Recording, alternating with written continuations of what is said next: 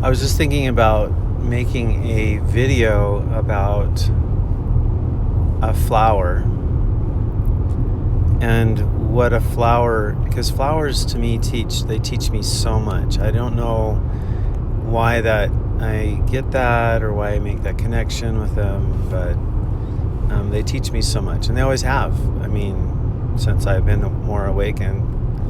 And I was thinking, okay, so I want to make this video, but in order to make the video, I have to kill a flower. Because I was going to show, in my video, okay, so here's a flower, and this is what a flower is transmitting to me as it's dying. And one of the things I know that it would be expressing to me is that it's okay. And then I got deeper with that because I thought, well, maybe I should, in the beginning of the video, I should say, well, tell the people or tell the audience, whoever that might be, that I'm in the process of this to demonstrate I'm going to need to kill a flower. And then the realization came to me that it wouldn't be like the flower would say to me, you're not killing a flower. I got the feeling or understanding, I realized that flower,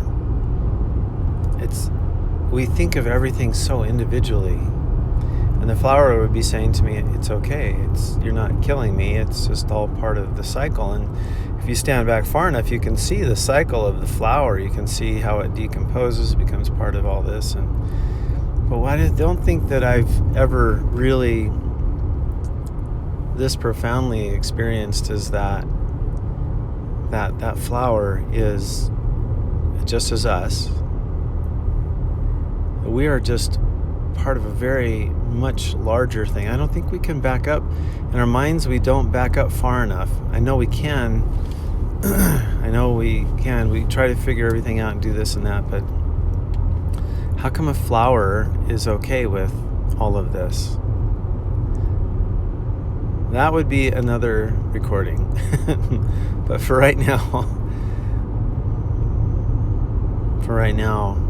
the impression I got was that, or the understanding that came really clear to me was that there's no singles, there's no individual lives. It's one life. I've heard, teachers say that before, but I think that makes more sense to me or more clear to me than ever before. It is one life. Like all of this, including me, you, we're all one life, and there is no dying. It's all life. Life and death as we see it is all one life. Not separate. Nothing passes away, goes away. It's all one life. It all happens as part of life itself. So there's no,